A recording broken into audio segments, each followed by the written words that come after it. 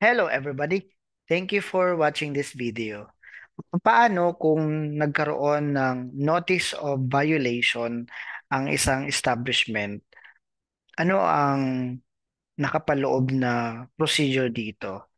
Katulad ng nakasaad sa EMB Memorandum Circular 2020-28, lalong-lalo patungkol sa renewal of accreditation of pollution control officers.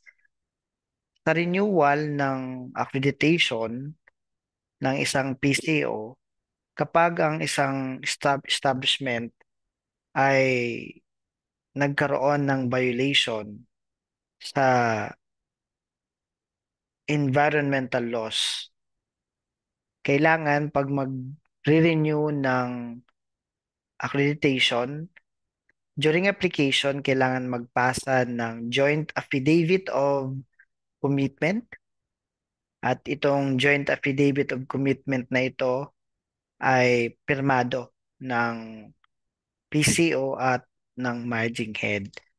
Paano ba gumawa ng joint affidavit of commitment? Meron itong template na ibinigay, prescribed template for the joint affidavit of commitment. So as an example, meron tayo ditong mga statement, Republic of the Philippines, City of kung saan nagpapanotaryo, joint affidavit of commitment. So lalagyan natin dito mga pangalan ng mga responsible officers. Una, ang pangalan ng managing head. For example, Peter S. Pan, the managing head of Legal Aids Filipino, a resident of kung saan nakatira. So, for example, Barangay Alangilan, Batangas City, Batangas. Peter S. Pan is the managing head of kung anong pangalan ng nire-represent na company. Example, ABC Company Inc. Located at, for example, Barangay Balagtas, Batangas City, Batangas. And next is the name of the pollution control officer. So for example, Juan de la Cruz of Legal Age Filipino, a resident of, for example, Barangay Masaya, Batangas City, Batangas. At siya nga ang appointed or designated pollution control officer of the company.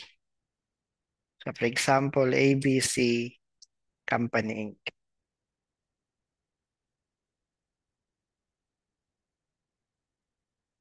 And then, after being sworn to in accordance with law, do hereby depose and say that ito na yung statement ng commitment. So lalagay lang dito ang pangalan ng managing head,